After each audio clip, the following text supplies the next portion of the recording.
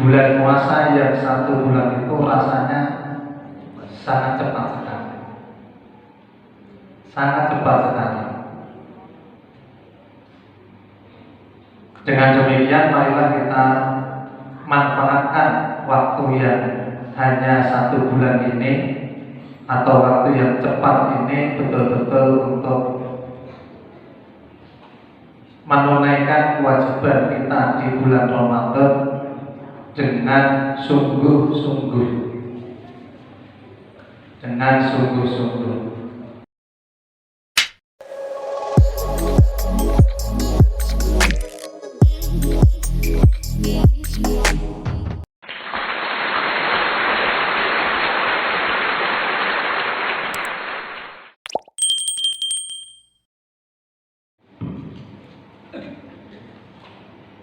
Assalamualaikum warahmatullahi wabarakatuh. Alhamdulillah, alhamdulillahilladzi anzala ala abdihil kitaba wa lam yaj'al lahu iwaja qayyiman liyunzira ba'san shadidan min ladunhu wa yubashshiral mu'minina alladzina ya'maluna shalihat anna lahum ajran hasanah makisina fihi abada wa yunzira alladziina qalu taqallahu walada. Asyhadu an la ilaha illallah wahdahu la syarika lah wa asyhadu anna Muhammadan abduhu wa rasuluhu la nabiyya ba'dah. Allahumma shalli ala Muhammad wa ala alihi wa ashabihi wa man tabi'ahum bi ihsan ila yaumil qiyamah. Wa qala Allah ta'ala fil Qur'anil 'azim, a'udzu billahi minasy syaithanir rajim. Ya ayyuhalladzina amanu kutiba alaikumus syiyamu kama kutiba alal ladzina min qablikum la'allakum tattaqun. Wa qala an-nabiy sallallahu alaihi wasallam, bismillahirrahmanirrahim, qad ja'akum syahrul mubarak iftaradallahu alaikum siyamahu tuftahu fihi abwabul jannah wa tughlaqu fihi abwabul jahim wa tughallu fihi syayatin fihi lailatul khairun min alfi syahr man harama khairaha faqad hurima. Wa fi hadisin akhar man shoma ramadhana imanan wa ihtisaban ghufira lahu ma taqaddama min dhanbihi. Amma ba'du. Bapak-bapak, ibu-ibu, ma'asyiral muslimin, jamaah salat subuh yang dimuliakan Allah Subhanahu wa taala. Tidak lupa pagi hari ini kita senantiasa mengaturkan rasa syukur kehadirat Allah Subhanahu wa taala yang telah membangunkan kita dari tidur kita sampai dengan kita dibawa oleh Allah atau diperjalankan oleh Allah ke masjid ini untuk menunaikan sholat subuh, dilanjut dengan majelis ilmu. Sungguh merupakan nikmat yang luar biasa yang tidak semua orang mengalami hal seperti ini. Maka tidak ada kata yang bisa kita ucapkan kecuali rasa syukur kita kepada Allah Subhanahu wa taala. Mudah-mudahan ini menjadi tabiat atau kebiasaan kita di pagi hari, yakni bangun subuh, kemudian menunaikan sholat subuh dan seterusnya. Semoga Allah menambahkan nikmat yang lebih banyak lagi kepada kita semuanya. Amin. Salawat dan juga salam tidak lupa kita Rasulullah Shallallahu Alaihi Wasallam yang telah memberikan tauladan kepada kita dan yang telah memberikan bimbingan kepada kita sampai dengan hari ini. Biidznillah, atas izin Allah kita masih menjadi umatnya. Bapak Ibu jamaah rahimakumullah, alhamdulillah pagi hari ini kita masuk hari ke-4, Kamis, Jumat, Sabtu, Ahad. Masya Allah. Tampaknya baru kemarin kita mau masuk bulan Ramadan, pagi hari ini sudah masuk ke-4. Sebentar lagi sudah 1 pekan. Dan seterusnya. Maka bahwa bulan puasa yang 1 bulan itu rasanya sangat cepat sekali. Sangat cepat sekali. Dengan demikian marilah kita manfaatkan waktu yang hanya 1 bulan ini atau waktu yang cepat ini betul-betul untuk menunaikan kewajiban kita di bulan Ramadan dengan sungguh-sungguh. Dengan sungguh-sungguh. Tadi sudah kami sampaikan Bapak Ibu beberapa ayat dan juga hadis Rasulullah Shallallahu Alaihi Wasallam bahwa salah satu tujuan puasa yang Allah berikan kepada kita adalah la'allakum tattaqun, agar hidup kita ini lebih berkualitas, agar hidup kita ini lebih bermanfaat, agar hidup kita ini lebih bernilai, nilai dunia dan juga nilai akhirat. Maka salah satu tugas yang harus kita lakukan dari Allah Subhanahu wa Ta'ala atau kewajiban kita adalah menunaikan siam Ramadan. Jadi puasa Ramadan itu Bapak Ibu menjadi salah satu sarana untuk memperbaiki ketaatan kita kepada Allah, menjadi sarana untuk mendekatkan diri kita kepada Allah Subhanahu wa Ta'ala. Maka di dalam hadis tadi juga sudah kami sampaikan yang artinya sungguh telah datang kepada bulan yang penuh berkah. Jadi bulan Ramadan ini ada banyak padanan kata atau sebutan untuk bulan Ramadan yang diantaranya adalah Syahrul Mubarak, Syahrul atau bulan yang penuh dengan keberkahan. Ada yang menyebut dengan Syahrul Quran, yaitu bulan Al-Quran, di mana pada bulan-bulan itu umat Islam diperintah untuk memperbanyak mempelajari Al-Quran. Ada istilah Syahrul Tarbiyah, bulan pendidikan. Ada Syahrul Jihad, bulan ya perjuangan. Karena kita harus menekan hawa nafsu kita. Dan masih banyak lagi. Jadi salah satu sebutan daripada bulan Ramadan adalah Syahrul Mubarak, di mana Allah mewajibkan kamu berpuasa. Kemudian yang kedua, dibuka pintu-pintu surga. Jadi pintu-pintu surga Bapak Ibu ini dibuka di bulan Ramadan. Maka siapa yang berkeinginan untuk masuk di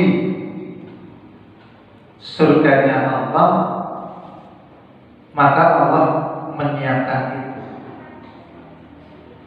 Dan ini kesempatan yang tidak boleh kita sia-siakan Bapak Ibu. Kenapa? Karena pintu surga dibuka, mumpung dibuka, mari kita berbondong-bondong menuju kepada pintu surga tersebut.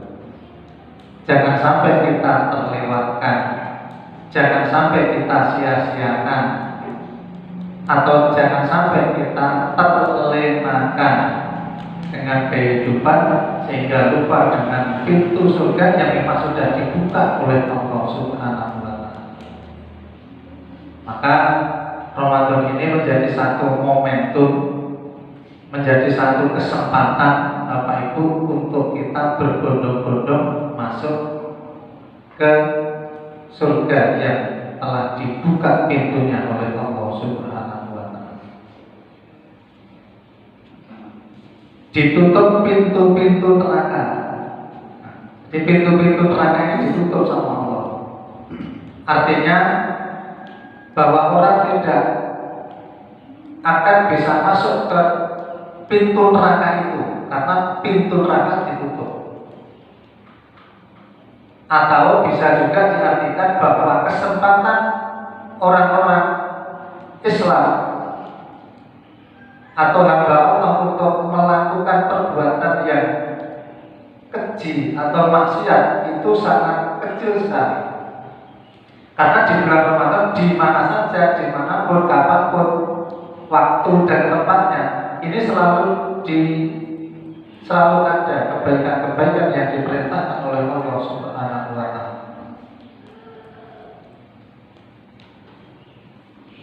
Dan dibelenggu setan-setan. Jadi pintu neraka ditutup, setan dibelenggu. Sehingga setan ketika dibelenggu itu secara teori tidak mungkin akan mengganggu manusia, tidak akan mungkin mengganggu kita, karena setan dibelenggu. Atau sangat kecil sekali setan akan mengganggu umat Islam di bulan Ramadan ini. Artinya bahwa hadis ini menjadi sebuah motivasi, semangat untuk kita bisa mendekatkan diri kepada Allah Subhanahu wa Ta'ala dan menjauhkan diri dari apa yang dilarang oleh Allah Subhanahu wa Ta'ala.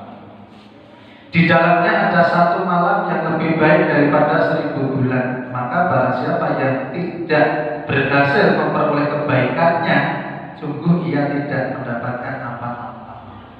Kemudian nanti di akhir bulan Ramadan Bapak Ibu ada yang namanya Lailatul Qadar. Maka Lailatul Qadar ini juga harus kita semangati Bapak Ibu. Sebagai wujud kegembiraan kita masuk di bulan Ramadan, tidak hanya ungkapan rasa bahagia kita bahwa kita bisa bertemu dengan Ramadan, tetapi bagaimana kita bisa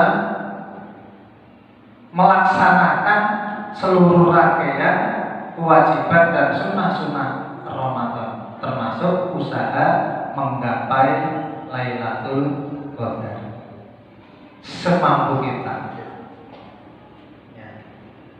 Karena kalau semua yang ada di bulan Ramadan dari kebaikan-kebaikan yang disediakan oleh Allah Subhanahu wa Ta'ala tidak kita dapat, maka di dalam hadis ini disebutkan kita tidak mendapatkan apa-apa. Jadi percuma bulan Ramadan ini diberikan kepada umat Islam, karena umat Islam tidak memanfaatkan, tidak memaksimalkan,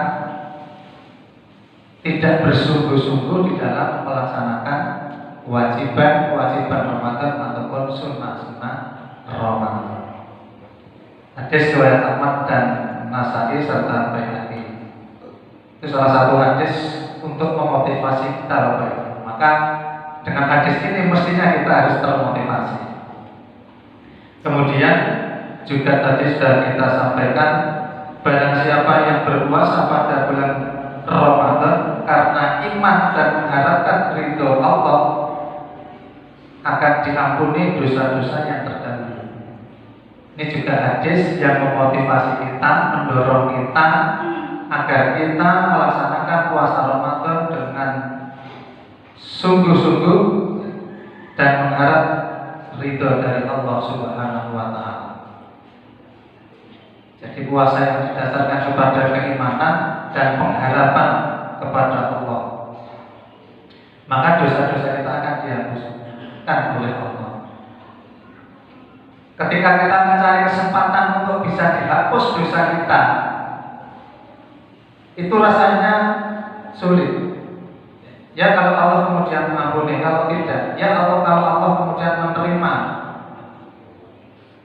permohonan ampun kita, kalau tidak, sementara di bulan Ramadan ini Allah menyediakan ampunan yang sedemikian rupa. Maka disebut juga dengan nama Bapak Ibu, Syahrul Maghfirah. Di bulan Ramadan, Syahrul Ramadan, wa Syahrul Maghfirah. Bulan Ramadan adalah bulan ampunan. Kenapa disebut dengan bulan ampunan? Karena Allah memberikan ampunan kepada orang-orang yang berpuasa yang didasarkan kepada iman dan juga mengharapkan ridho dari Allah Subhanahu wa Ta'ala. Maka beberapa hadis, masih banyak lagi Bapak Ibu, agar kita senantiasa termotivasi, tersemangati, terdorong untuk betul-betul meng-headline, ya, artinya mencatat betul bahwa puasa Ramadan 1444 Hijriah ini betul-betul bisa lebih baik, bisa berkualitas. Itu yang menjadi tema pagi hari ini Bapak Ibu. Itu bagaimana menjadikan puasa kita ini berkualitas. Bagaimana menjadikan puasa kita ini, istilahnya kalau orang Jawa itu mentes, berkualitas, punya nilai, punya bobot. Itu bagaimana? Maka ada beberapa tips ya, atau beberapa cara untuk mendapatkan puasa kita yang berkualitas. Jadi jangan sampai puasa kita ini tidak mempunyai nilai, tidak mempunyai bobot, atau hanya biasa-biasa saja. Di antara kriteria atau cara atau tip agar puasa kita ini berkualitas Bapak Ibu, di antaranya adalah ikhlas. Nah ini. Jadi di dalam kita melaksanakan puasa ini kita harus betul-betul ikhlas. Wa ma umiru illa liya'budullaha mukhlishina lahuddin. Artinya bahwa apa yang kita lakukan daripada puasa ini tidak lain adalah karena itu adalah perintah Allah, syariat yang diperintahkan oleh Allah Subhanahu wa Ta'ala, dan kita yakin maka itu harus kita niatkan karena Allah Subhanahu wa Ta'ala. Jadi ikhlas itu ya kita melaksanakan kewajiban tanpa pengharapan yang lain kecuali hanya pengharapan kepada Allah Subhanahu wa Ta'ala. Boleh kita bilang adalah niat. Jadi bahwa puasa ini harus betul-betul kita niati. Niat hanya untuk Allah dan Rasul. Innamal a'malu binniyat wa innamal likulli imrin ma nawa. Jadi sesungguhnya amal puasa kita ini bergantung kepada niat kita. Kalau niat kita ini tulus, ikhlas hanya karena Allah Subhanahu wa Ta'ala, maka Allah akan memaksimalkan pahalanya. Tetapi kalau hanya sekedar, kalau kemarin disampaikan oleh Mas Arifin itu puasa rutinan atau puasa turunan atau puasa warisan, maka Allah akan memberikan ya sesuai dengan apa yang telah dilakukan. Dan perlu diketahui oleh Bapak Ibu bahwa puasa ini milik Allah. Asyamuli, puasa ini milik Allah. Wa ana ajzi bihi, dan aku akan memberikan pahala bagi siapa yang melaksanakannya. Kalau kebaikan-kebaikan di luar Ramadan itu kita dihitung 10 sampai dengan 700 kali. Tapi kalau puasa ini bisa berlipat-lipat kali, ya, sesuai dengan keinginan Allah Subhanahu wa Ta'ala. Aku ingin memberikan balasan pada si fulan namanya, bukan 700 mungkin 5.000 kali namanya. Itu yang menjadi haknya Allah Subhanahu wa Ta'ala. Artinya Allah berikan pahala tanpa batas. Jadi bulan Ramadan ini semua kebaikan itu ya terserah Allah yang akan memberikan pahala. Artinya lebih daripada 700 kali. Ya, sekedar Allah, sesuai dengan kualitas ya, puasa atau kualitas mereka di dalam menjalankan kewajiban-kewajiban maupun sunnah-sunnah Ramadan yang ada. Maka yang pertama adalah ikhlas, Bapak Ibu. Jangan karena siapapun dan jangan karena apapun, tetapi betul-betul karena itu adalah ajaran dari Allah, syariat dari Allah, perintah dari Allah yang harus kita lakukan. Sehingga tidak ada lagi istilah puasa tahunan atau puasa warisan atau rutinitas. Itu tidak, tetapi betul-betul kita pahami bahwa ini adalah syariat yang telah ditentukan oleh Allah Subhanahu wa Ta'ala, dan tentu saja akan banyak manfaat yang didapat oleh orang-orang yang berpuasa. Jadi banyak rahasia yang tersembunyi, Bapak Ibu, ketika Allah mewajibkan seseorang itu berpuasa. Ada yang ditampakkan oleh Allah, ada yang tidak ditampakkan oleh Allah Subhanahu wa Ta'ala. Kenapa orang-orang mukmin ini dipilih untuk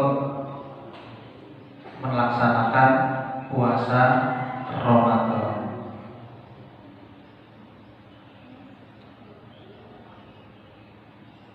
Jadi ikhlas ya. Kemudian yang kedua, meninggalkan hal-hal yang membuat puasa kita sia-sia. Jangan sampai puasa kita sia-sia, Bapak Ibu. Eman, wis petang dino direwangi, takbir muspro. Yang ini banyak atau sebagian kita ini melupakan itu, bahwa di sana ada peringatan dari Rasulullah Shallallahu Alaihi Wasallam. Hadis diriwayatkan Nasa'i dan Ibnu Majah. Rubba sha'imin laisa lahu min siyamihi illal ju'i. Betapa banyak orang yang berpuasa tapi tidak mendapatkan apa-apa baginya kecuali rasa lapar. Eman. Wis kadung ngeles kok esuk tekan sore ora oleh apa-apa. Nah, kenapa tidak mendapatkan apa-apa? Tentunya ini banyak sebab, Bapak Ibu. Tentunya banyak sebab. Kenapa? Saya sudah berpuasa, sudah meninggalkan makan, sudah meninggalkan minum, tetapi tidak dapat apa-apa dari Allah. Yang saya dapatkan hanya lapar, hanya dahaga. Tentu itu ada sebabnya. Nanti akan diterangkan selanjutnya. Yang penting bahwa hadis ini, Bapak Ibu, harus menjadi perhatian kita, bahwa tidak semua orang yang melaksanakan puasa Ramadan itu kemudian mendapatkan semua yang diinginkan. Tidak. Kenapa? Karena mereka tidak meninggalkan hal-hal yang lain yang diperintahkan oleh Allah Subhanahu wa Ta'ala. Di antaranya, nah ini Bapak Ibu, kenapa kok puasa kita ini tidak bernilai, tidak mentes, tidak berkualitas? Disebutkan oleh Rasulullah, asyamu junnatun fala yarfus wa la yajhal wa in imru'un qatalahu aw syatamahu falyakul inni shaimun.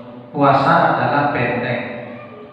Puasa adalah perisai yang membentengi kita dari kejelekan, yang membentengi kita dari kemaksiatan, yang membentengi kita dari berkata-kata kotor, yang membentengi kita bertengkar, yang membentengi kita membenci, yang membentengi kita untuk berlaku dendam. Ini bentengnya diantaranya adalah puasa. Falaya terus, maka barang siapa yang sedang berpuasa janganlah berkata keji.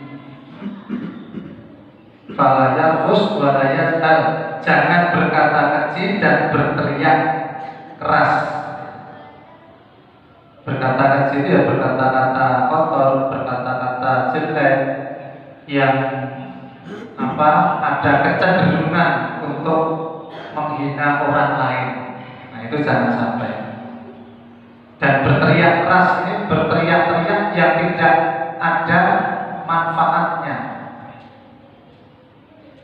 Karena berteriak keras itu juga tidak menjadi tuntunan Nabi Sallallahu Alaihi Wasallam. Apa Bapak Ibu pernah mendengar ini? Nabi itu ketika berucap atau berbicara itu dengan nada yang keras, kecuali memang untuk mendidik para sahabat pada waktu itu. Tidak pernah. Bahkan Al-Quran sendiri itu Allah Subhanahu wa Ta'ala memerintahkan kepada kita tidak boleh meninggikan suara di atas suaranya Nabi. Artinya memang suara yang kita keluarkan ini atau kata-kata yang kita ucapkan ini memang kata-kata yang memang harus bernada lemah lembut, bernada rendah. Ibu-ibu kalau berbicara nadanya tinggi atau rendah? Tergantung. Ya tergantung ya Bu. Ya, Allah dan Rasulnya mengajarkan kepada kita Bapak Ibu bahwa ketika kita berkata-kata atau berbicara ini memang secara syariat Bapak Ibu kita tidak boleh dengan nada yang keras, tinggi. Secara umum ya, secara umum.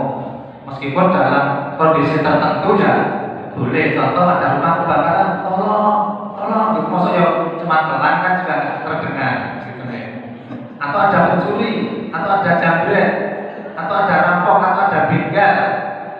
Masa ada begal kemudian minta tolong cuma begal, kan ya nggak terdengar, gitu ya. Tetapi secara umum Bapak Ibu bahwa Allah dan Rasul yang mengajarkan agar nada suara kita ini memang tidak boleh terlalu keras atau terlalu tinggi. Di dalam hadis yang lain bahwa salah satu penyebab daripada kemaksiatan itu adalah ini atau dosa. Penyebab daripada salah satu dosa adalah lisan kita. Maka kita harus betul-betul bisa menjaga lisan. Tergelincirnya mana yang lebih berat Bapak Ibu, tergelincirnya lisan atau tercoblosnya tangan kita dengan jarum, mana lebih berat, tergelincirnya lisan kita dengan tertusuknya jari kita itu dengan jarum, mana pun yang lebih berat, tergelincirnya lisan. Kalau hanya tertusuk jarum kan paling kayak disuntik itu paling sakit tapi sebentar. Tapi kalau kita disakiti oleh lisan seseorang, nah, ini ada yang seumur hidup gitu ya. Ya jangan. Ya, jadilah kita orang yang bismillah pemaaf gitu. Jadi larang memaaf, sekalipun berat, ya. Sekalipun rasa sakit itu ada, tetapi karena kita sebagai seorang Muslim yang memang diperintah oleh Allah Subhanahu wa Ta'ala untuk bisa mengendalikan hati, untuk bisa mengendalikan pikiran, untuk bisa mengendalikan jiwa kita, ya sudah. Tidak ada solusi yang bisa dilakukan oleh orang Islam ini ya kecuali memang harus bisa menerima keadaan. Sakit Bu, menerima keadaan apapun keadaan itu, ya harus bisa. Bismillah. Meskipun itu berat, meskipun itu susah, meskipun itu menyakitkan, meskipun itu apalah sebutan kita, tetapi memang Allah mensyariatkan kepada kita untuk tetap wal-afina anillah.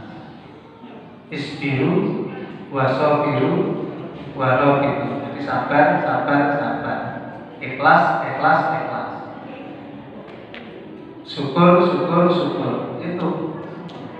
Jadi kalau hidup ini kita sudah bersyukur, sudah bersabar, sudah ikhlas, maka insya Allah semua itu akan Allah balas sesuai dengan amal perbuatannya. Jadi itu salah satu larangannya adalah berkata keji dan berteriak keras. Jika seseorang mencela atau mengajakmu bertengkar, hendaklah ia mengatakan aku sedang berpuasa. Jadi tiga hal itu harus kita tinggalkan Bapak Ibu.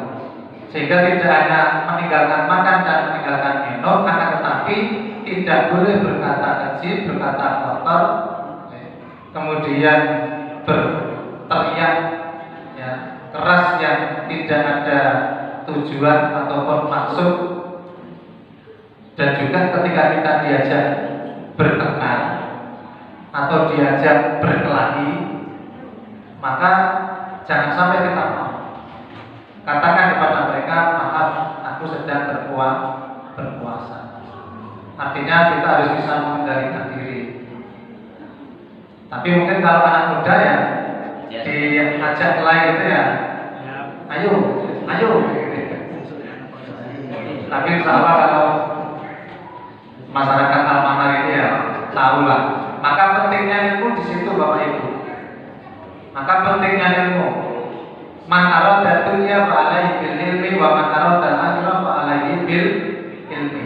Ingin dunia dengan ilmu, ingin akhirat dengan ilmu. Keduanya dengan ilmu. Maka termasuk puasa ini harus dibekali dengan ilmu atau pengetahuan. Kalau tidak, nanti dapatnya ya hanya lapar dada harga. Iman.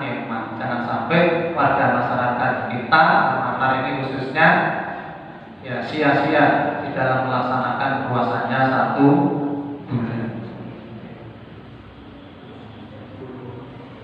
Itu hadis yang pertama, agar puasa kita berkualitas, atau agar kita tidak kecewa dengan puasa yang kita lakukan. Kemudian yang kedua, malam yada qaulaz zuri wal amala bihi falaysa lillahi hajatun fi ayyatan atau amahu wa syarabahu. Rawahul Bukhari. Barang siapa yang tidak meninggalkan perkataan palsu atau perkataan bohong dan ia melakukannya, maka Allah tidak mempunyai keperluan untuk meninggalkan makanan dan minumannya atau puasanya. Jadi kalau di dalam berpuasa kita masih berbohong, masih bersumpah palsu, atau dusta di antara kita. Nah ini maka puasa kita istilahnya apa ya Bu ya? Tidak berkualitas, tidak berbobot, tidak memiliki nilai. Maka jangan sampai. Jadi Rasulullah sudah mengingatkan kepada kita agar kita senantiasa meningkatkan puasa kita, dan juga Rasul mengingatkan kita hal-hal yang bisa menyebabkan puasa kita ini gagal. Kemudian yang ketiga, meninggalkan hal-hal yang tidak bermanfaat. Jadi selama puasa kita, Bapak Ibu, mari kita tinggalkan hal-hal yang tidak bermanfaat. Seharian ngobrol terus.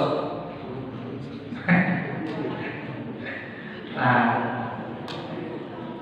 jadi obrolan yang terus-terus ini, ya, kecuali amar ma'ruf nahi munkar, tentu saja itu adalah sia-sia. Dan kebiasaan, ya, orang yang ngobrol itu kemudian terus kemana obrolannya. Maka di dalam hal berpuasa ini Allah mengingatkan kepada kita untuk meninggalkan hal-hal yang tidak bermanfaat. Min husni islamil mar'i tarkuhu ma la ya'ni. Rawahu Tirmidzi wa Ibnu Majah.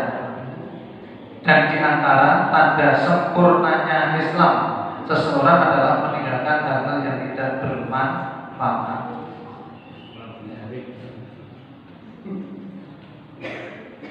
Atau setiap hari ini, atau hari-harinya, atau waktu-waktunya ini hanya bersamaan dengan media sosial namanya. Dino-dino nyekel atau bermedia sosial maksudnya.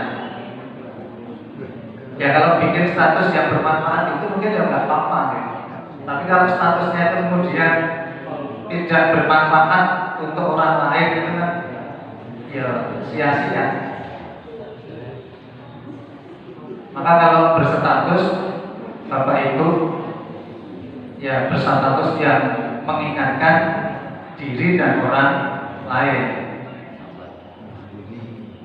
Artinya yang bermanfaat. Jangan sampai yang tidak bermanfaat. Karena kalau itu tidak bermanfaat itu maksudnya justru membawa orang untuk bermaksiat atau membawa orang kemudian untuk cemburu gitu ya. Nah kalau statusnya makan di restoran itu kan orang cemburu. Wah, dia bisa makan di restoran ya. Saya apa ini kira-kira?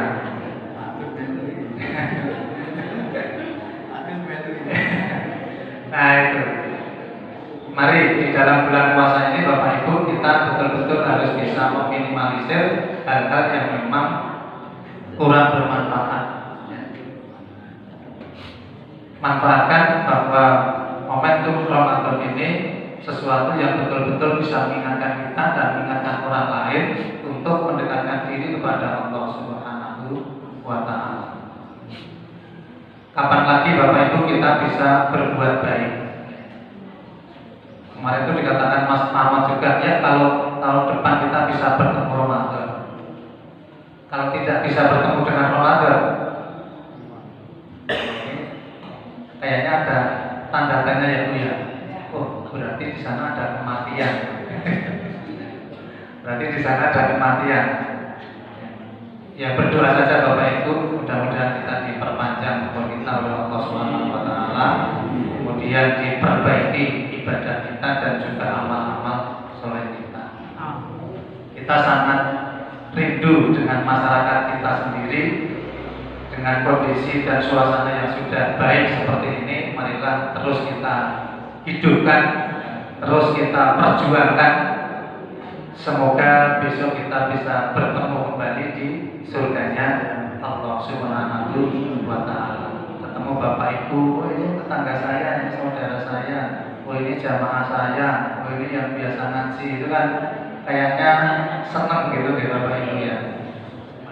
Maka suasana yang sudah sedemikian bagus ini, marilah kita jaga, kita rawat, mudah-mudahan Allah memberikan kekuatan, memberikan istiqomah kepada kita.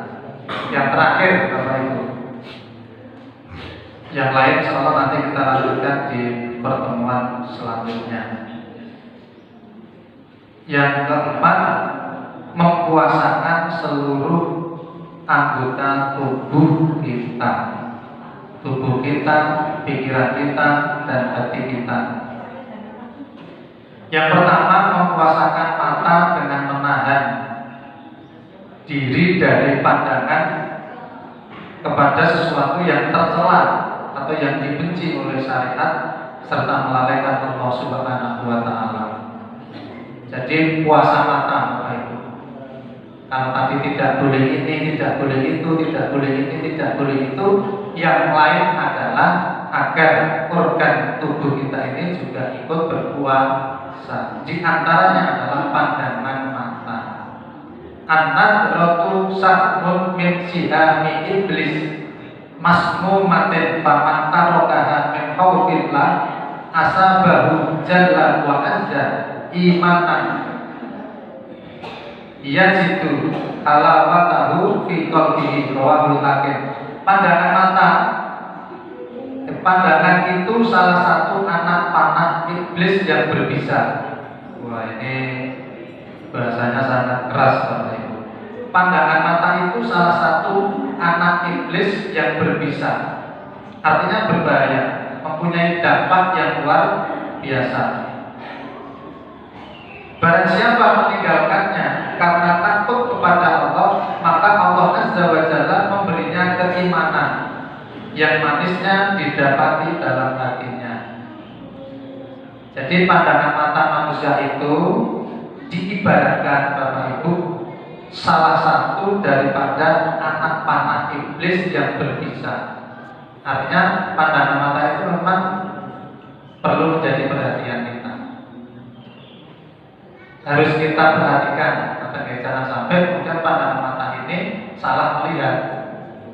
Karena kalau pandangan mata ini salah melihat, maka itu akan berdampak yang tidak baik. Tetapi kalau kemudian kita bisa mengendalikan pandangan mata ini, artinya menggunakan mata kita ini dengan baik sesuai dengan syariat, maka Allah akan memberikan keimanan di dalam hatinya. Bagaimana Allah berikan keimanan di dalam hatinya? Banyak hal dari kebaikan-kebaikan itu.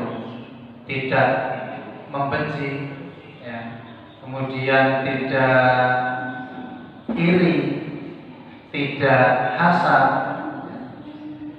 kemudian tidak mudah marah. Itu kan manisnya keimanan. Artinya manisnya keimanan yang ada di dalam hati kita itu adalah kita didekatkan kepada kebaikan, dijauhkan dari kejelekan.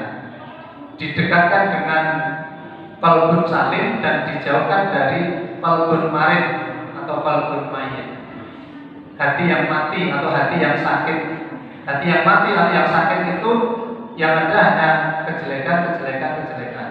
Aku benci dengan dia, aku dendam dengan dia, aku marah dengan dia, aku tidak suka dengan dia. Nah, ini qalbun marid atau qalbun mayyit. Tapi kalau qalbun salim, aku suka dengan dia karena dia dekat dengan Allah. Aku suka dengan dia karena dia selalu berbuat baik. Aku suka dengan dia karena dia selalu menolong orang lain dan lain sebagainya. Di antara sebabnya adalah Bapak Ibu, kita agar bisa menjaga pandangan mata. Maka disebutkan di sini an-nadratu sahmun min sihami iblis. Pandangan mata itu menjadi salah satu atau diumpamakan salah satu anak panah iblis yang berbisa. Maka iblis itu kalau mau menggoda manusia Bapak Ibu, salah satunya adalah matanya. Coba diganggu matanya oleh iblis atau setan, sehingga ia melihat sesuatu yang tidak baik, melihat sesuatu yang diharamkan, melihat sesuatu yang dilarang, melihat sesuatu yang menjadikan kemudian jauh dari Allah dan lain sebagainya. Ini baru pandangan mata. Ini harus menjadi perhatian kita. Kalau itu bisa kita lakukan, maka Allah akan memberikan iman, manisnya iman ke dalam hati manusia. Mudah-mudahan Bapak Ibu kita bisa menunaikan atau melaksanakan apa yang telah Allah dan Rasulnya perintahkan kepada kita. Mungkin ini saja Bapak Ibu yang bisa kami sampaikan. Masih ada beberapa, insyaallah nanti kita lanjutkan di episode selanjutnya di bulan Ramadan. Sekali lagi Bapak Ibu, kembali kepada tema, marilah kita jadikan puasa kita ini berkualitas, bernilai di sisi Allah Subhanahu wa Ta'ala. Apa yang menjadi kewajiban-kewajiban dan yang menjadi sunnah-sunnah rangkaian Ramadan dari pagi sampai malam, mudah-mudahan bisa kita lakukan, dan itu wujud kegembiraan kita bertemu dengan Ramadan. Wujud kegembiraan kita dengan Ramadan adalah menunaikan semua yang wajib dan yang sunnah selama 1 hari kali 1 bulan. Mudah-mudahan Allah memberikan petunjuk, kemudahan, istiqomah, dan kebahagiaan untuk kita semuanya menemui bulan Ramadan, sehingga apa yang kita lakukan adalah puasa kita yang berkualitas. Subhanallahumma wa bihamdika asyhadu an la ilaha illa anta astaghfiruka wa atubu ilaik. Kurang dan lebihnya mohon maaf. Assalamualaikum warahmatullahi